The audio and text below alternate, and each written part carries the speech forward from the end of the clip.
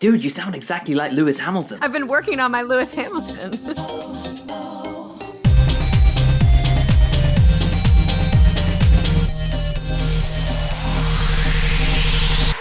Welcome back to the Gravel Trap F1 podcast. I'm Caroline. And I'm Christina. The Australian Grand Prix was this weekend, and we have lots to talk about. That's right. We're going to be talking about track features like curbs and gravel traps. And we'll explore the very bumpy history Monza has had with those features. For the checkered flag, we're going international. Our new foreign correspondent, Ibrahim, will be joining us from the United Kingdom to discuss some of the drama surrounding journalists reporting on F1. Today's episode may be a little chaotic, so strap in for a fun ride.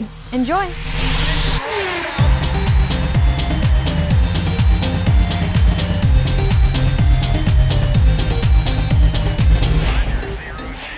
Oi, let's get going. Okay, time to have some energy, even though this last race has left me with absolutely nothing to give. We are in the days after the Australian Grand Prix, where it has taken every single ounce of life elixir, I guess, that I have out of me.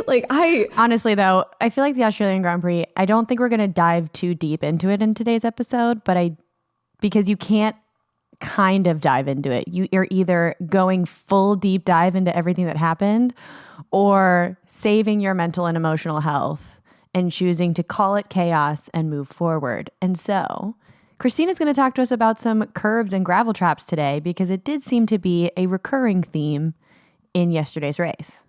It really was. Like that, I guess it was the first red flag we got was caused by Alex Albon going into a gravel trap that was surprisingly close to the actual track. It didn't have a buffer. It didn't have any, grace space. It was right there. And so when his car, half of it ended up back on track after that spin, a whole cloud of dust went up into the air, and so did a whole bunch of rocks. Drivers couldn't clearly see, and we had a real near miss for Nico Hülkenberg especially. Like that was scary close. Like seeing his onboard from that was terrifying. But Truly. That is courtesy of a gravel trap. And full disclosure before we go any further, I'm about to say that I dislike gravel traps a whole bunch. And that should not be construed or confused for having a dislike for this podcast and the associated community. She hates them as a regulation, but she loves it as a title for this podcast. Exactly. Let's not get them confused. Let's not use the things I say now as sound bites to, edit and make me sound completely deranged. But that's hilarious. I didn't know that about you, Christina. I feel like the more I think about them and the more I learn about them, the more I'm just like, they're not a great feature. Like anytime you have a gravel trap, you run the risk of a driver getting stuck in it, which is kind of the point. They're designed to slow down the cars before they hit a barrier. But the thing is, cars go off track for a number of reasons, but the gravel trap doesn't care. They do not care why you're in them. They just want to suck you in and have you stay. And if your car gets tapped by somebody else, you have no driver error. I say this as if I drive these cars myself. They don't get to be taken out. They're just done, regardless of if it was their fault that they're in that gravel trap or not. And so I think that's horrible. I really dislike that. But additionally, like with what we saw this weekend with Alex getting stuck in that gravel trap and getting it sent all over the track, I really dislike that. I really dislike that this is something that we have trackside that could absolutely derail a race and have it take so much time to clean up and have it be a risk to the other cars and to spectators. And then if a car gets stuck in a gravel trap, they also have to have the team spend the whole evening disassembling the thing and making sure they get all of those rocks out. That's a good point. Like it just, as far as safety features go, I really dislike it, especially when there are a number of other options that are just as good and perhaps even a little bit safer and less destructive to the goal of making sure that the race can go on. Okay, so you mentioned some of the other alternatives to gravel traps. What are those standard alternatives? So one of the main ones is just making it a standard runoff area. And that's what most of the permanent tracks have, because they also host not just F1, they host a number of other activities, whether that be karts or just people who do hobby racing. And hobby racing, they do it in the big expensive cars, and they don't want to risk their baby getting stuck in gravel and being damaged. So they have these runoff areas with painted grip paint. So the most notable example of that is the France track, Paul Ricard. So it has all of those gorgeous colored stripes that go all alongside of it, which, yes, it's a headache to watch during the broadcast, but the different colors also indicate the grip level. So as you get farther away, it gets grippier. So it's like, okay, you're clearly going off track and potentially having an accident, so we're going to slow you down more. Or, okay, you've just gone slightly off track and you could potentially rejoin, so we're not going to completely wreck your car. So that's a nice feature, but it's not available to the temporary street circuits, which is why we see places like Albert Park using the gravel traps a bit more, because they can be removed.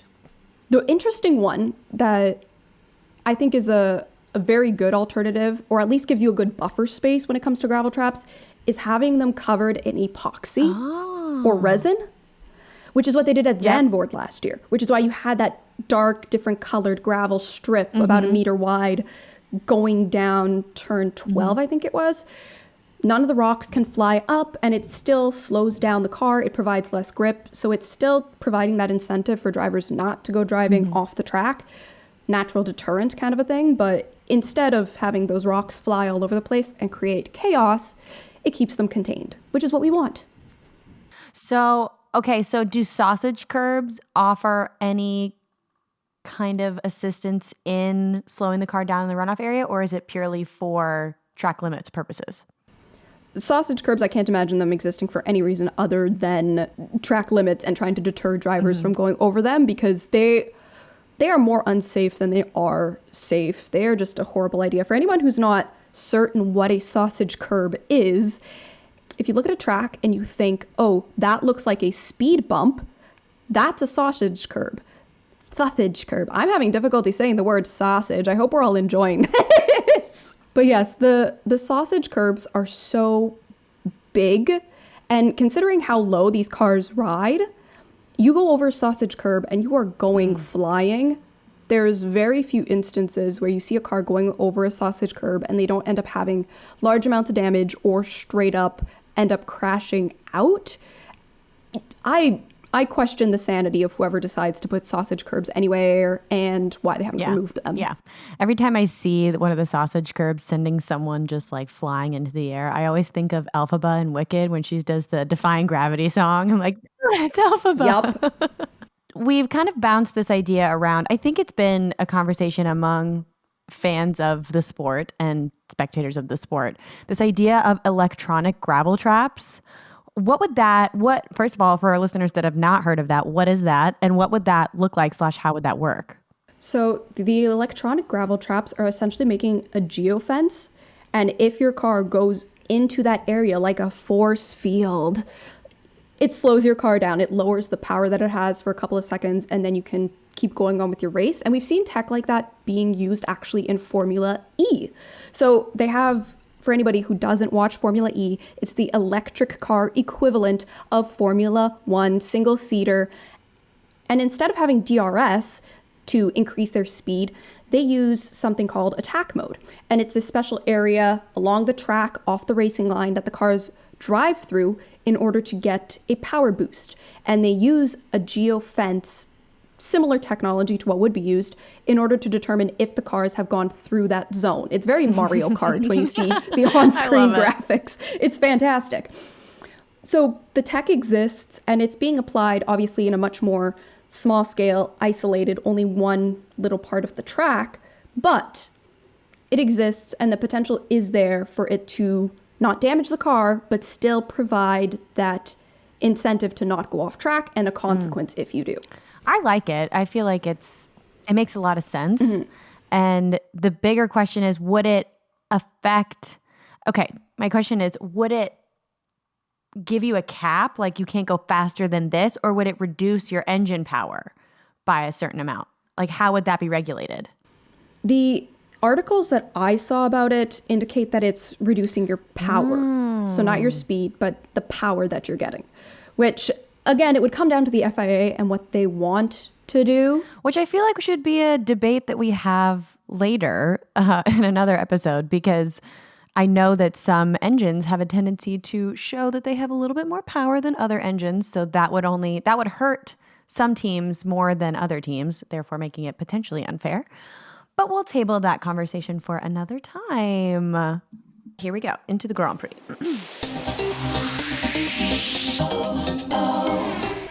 At Monza with Max and Lewis on the curb that caused, for those of you that don't know, that weren't watching the 2021 season, when Max essentially sailed over Lewis's car, causing them both a DNF. I think it was into the gravel, right? Did they go into? Yeah, they went into the gravel, and they both DNF'd. It was a crazy race. And then Ricciardo won. Yes, Daniel Ricciardo won.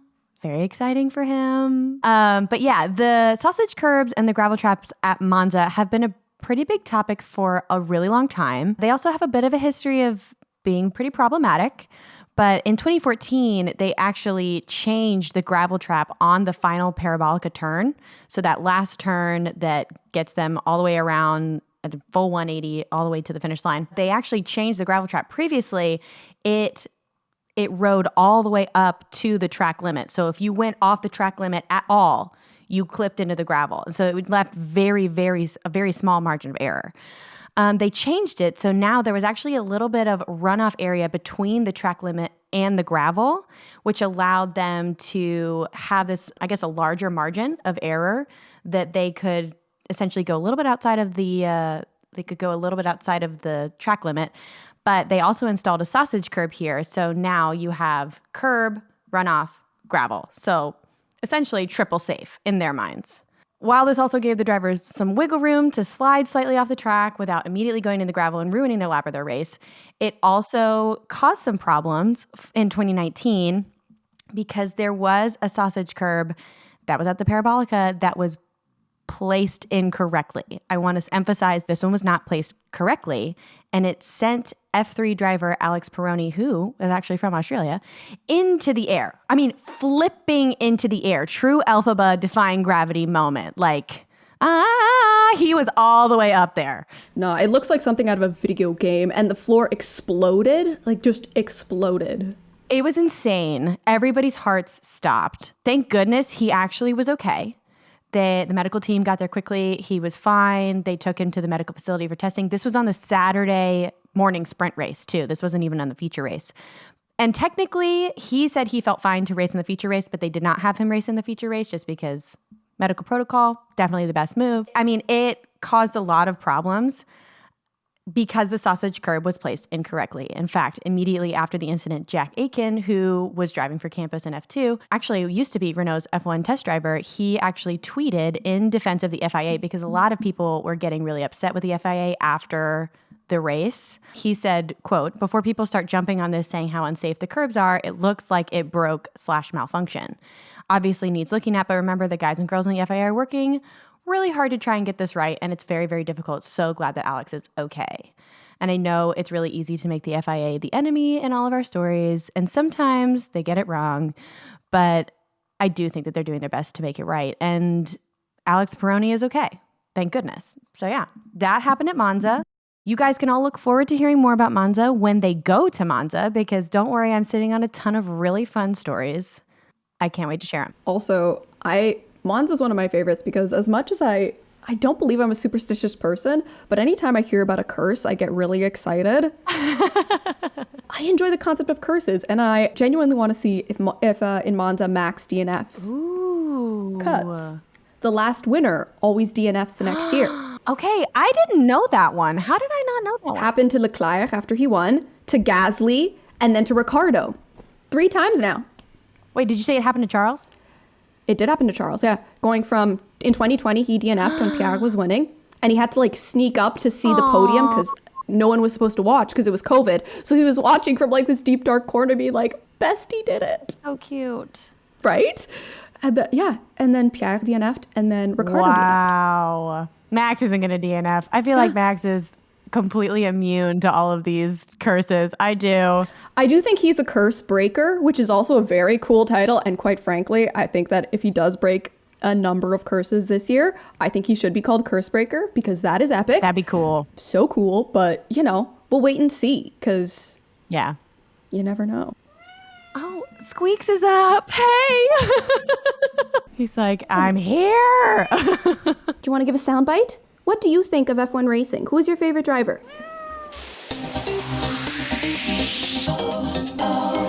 The third segment of this podcast we affectionately call the Checkered Flag. And today we're actually really excited to be bringing in our foreign correspondent, Ibrahim, all the way from the UK. Welcome, Ibrahim.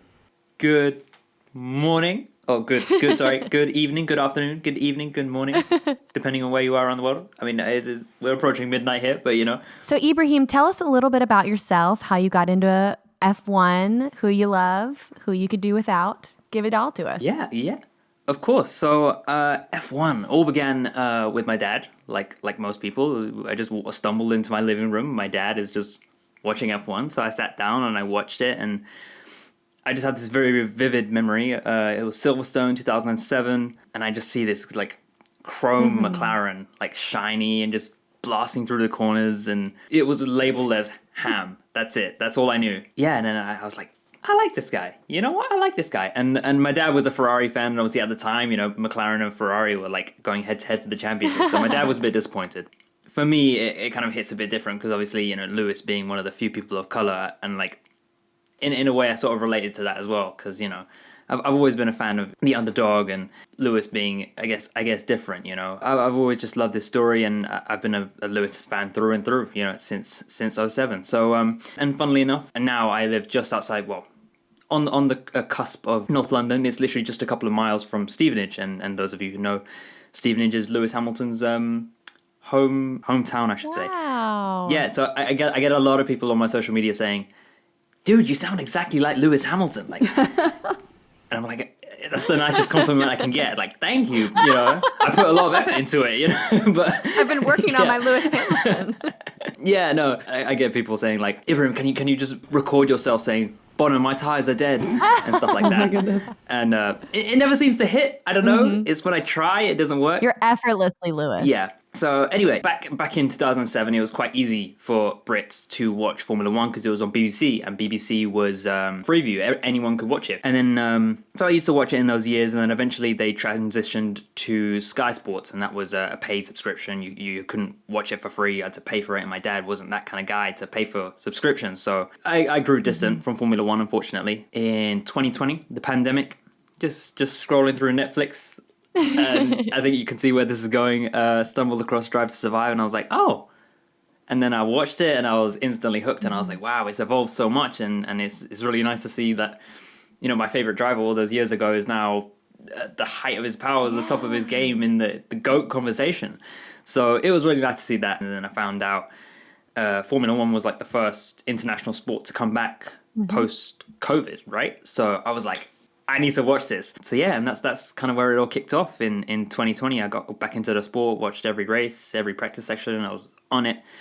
And in 2021, I started a social media account on TikTok dedicated to Formula One, and I was a content creator of F1 content. And that just brings me to where I am now. We're currently running at about just over 30,000. We just hit 30,000 followers on that account. Congratulations. A couple of days ago, which is really nice. Nice. Thank you. Yeah. Very cool. Well, we're so excited to have you here with us. And for our listeners, the name of Ibrahim's handle, if you want to find him on TikTok and all the places, is is it F1 Ibrahim or F Ibrahim? Or is it F1 Brahim? This is a very good question. I think the best way to say it is F1 Brahim. I've been thinking about, like, if somebody asks, oh, hey, man, what's your handle? I don't know how to say it. It's just F1 Brahim. That's it. So it's F1 Brahim, everyone.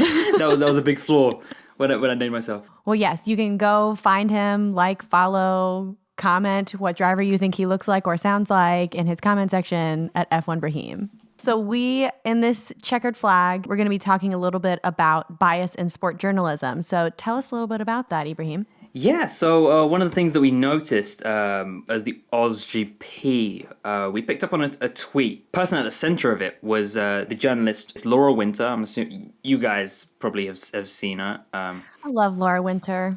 Great lady. So she's doing a fantastic job, and someone called her out after the OzGP saying that it was almost like she was really, really happy and really, really excited to be able to interview and congratulate Toto Wolff after the Australian Grand Prix, but was just kind of casual and when talking to Christian Horner, even though Christian's team effectively won the race and Toto's came second with one car in the garage.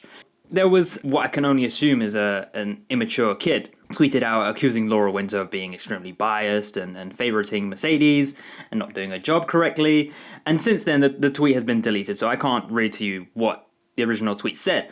But Laura went on Twitter and responded, "Christ, you could not be more wrong.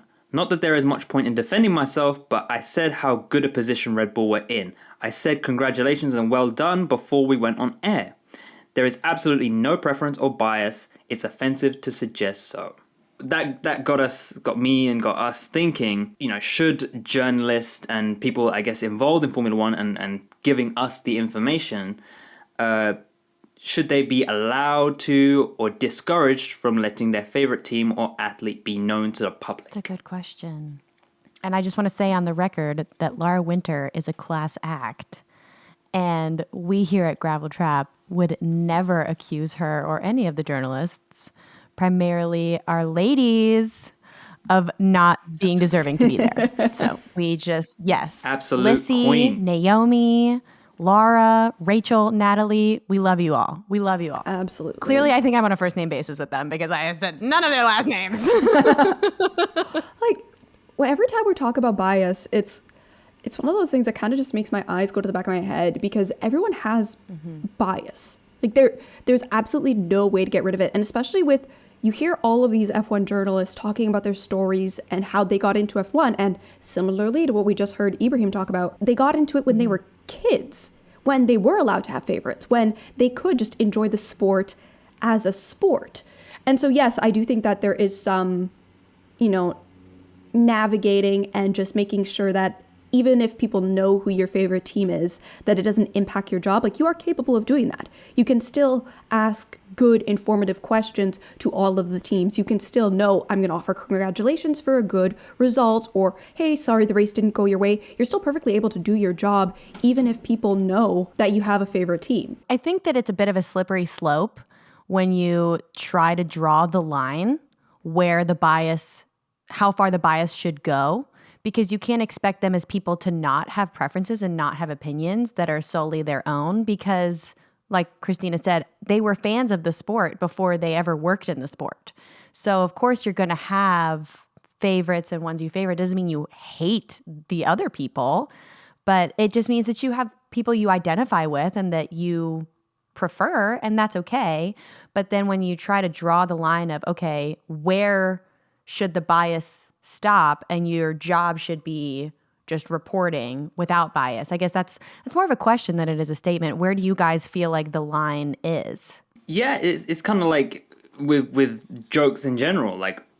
What do you define? Where is the line? Effectively, what do you define as? Oh, that's biased. I think for me, one thing that I've noticed when I talk on my account, there are videos where. And in the past, initially, I was like a passionate, hardcore Ferrari and Mercedes fan, and effectively I was biased. And the problem that generated on my account is that it does generate toxicity within the community, and I didn't want that. I just wanted, my account was started to just bring fans in and let everybody love and enjoy the sport that I love so much without the toxicity.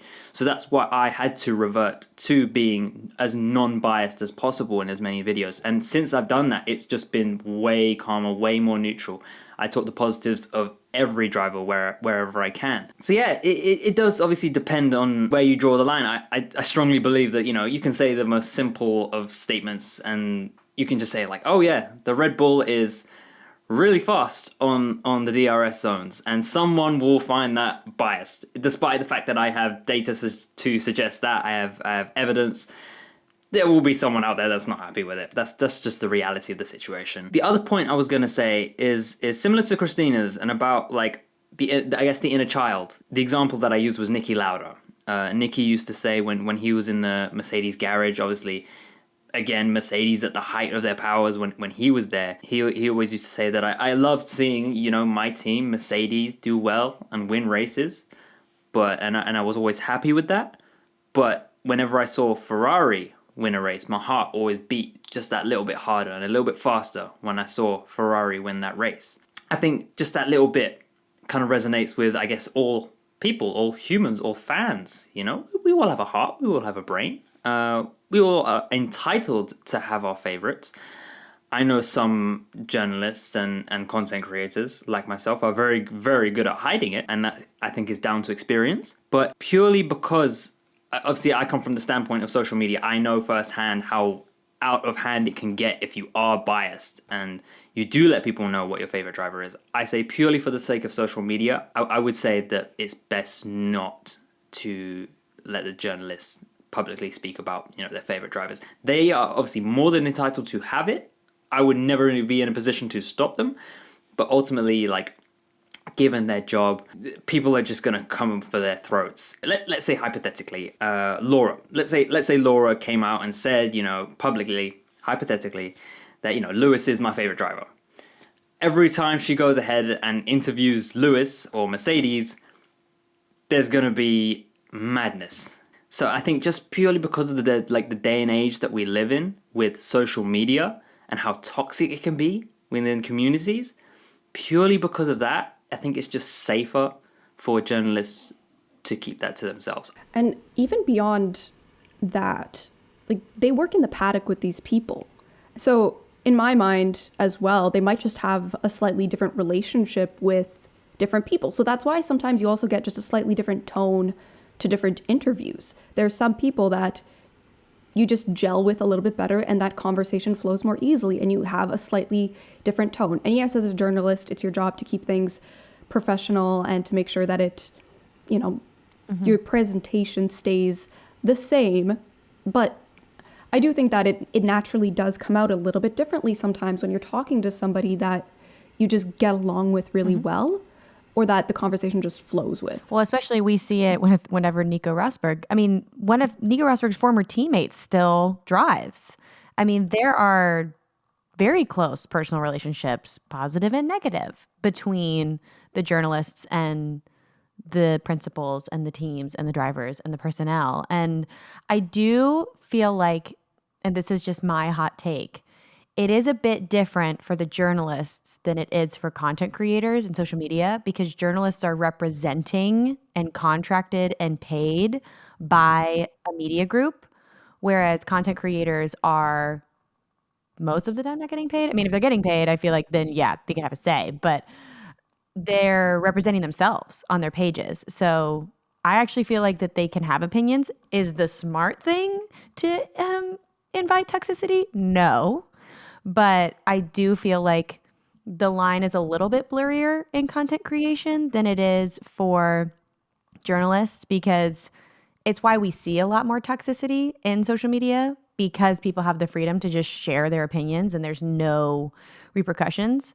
But on the topic of journalists, I actually saw with Lizzie McIntosh, she recently did the interview on Screaming Meals, and they asked her who she thought the hottest F1 driver was. And my heart kind of went into my throat immediately, because that's a bigger issue even than the fact that she's just a journalist. And I shouldn't say just a journalist, but it's a bigger issue than the fact that she's a journalist, and works very closely with all of the drivers, but also the fact that she's a young, beautiful female. But I actually have to commend her answer. I wish I could be as smart on my feet as she was in that moment when she said, "Do you ask all your guests that?" I was like, you better ask. If they ask all the guests that is amazing. That's an amazing response. And they kind of danced around it. And then they asked her again. They asked her for a second time. They said, so who do you think is the hottest F1 driver? I don't think they were being malicious. I don't think they were being mean. I don't think they were trying to put her in a corner. I think that they just wanted to know, because nobody knows what her opinion is, because she's a professional journalist. And she just very respectfully said, I don't have an answer for that one.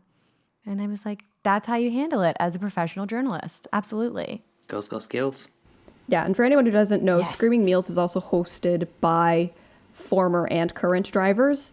And so their relationship with discussing the hotness of drivers is a little bit different than other podcasts. Correct. This is them, flat fanning the flames of their own admiration for people in the sport they participate in who they may or may not know personally. Ted was kind of put on blast at the end of the 2022 season for having said, quote, biased things. And it's something that's become a bigger topic, I feel like, even in the last year, 2 years. Really, everything can be traced back to 2021 Abu Dhabi. Everything can. But really, since then, there's been a big microscope on the journalists and on the sport because there's so much pressure and there's this expectation and responsibility for them to report things and in some ways kind of drive the narrative. And I don't think it's malicious. I don't think that they abuse that power, but they have the power to drive the narrative. And I think that I have a lot of respect as an American watching British media. I have a lot of respect for the way the Sky Sports and F1 TV presenters handle it. I think that they handle it very well. I'm not throwing any shade on American journalists. I think they also work hard and do a good job, but I think the way that the Sky Sports and F1 TV journalists handle it is just with a lot of class and a lot of respect. All right. Thank you very much for having me. It's been an absolute pleasure. I hope to see you guys again soon.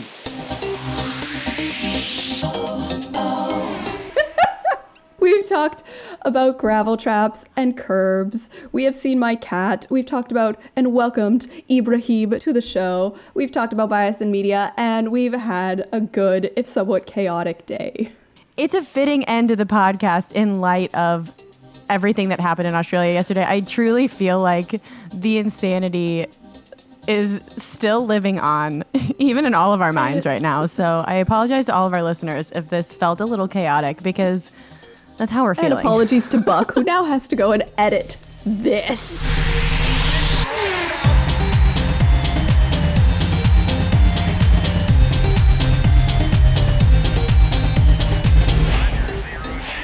Thank you for listening. And if you want to follow Ibrahim, follow him at F1 Brahim on TikTok and all the places.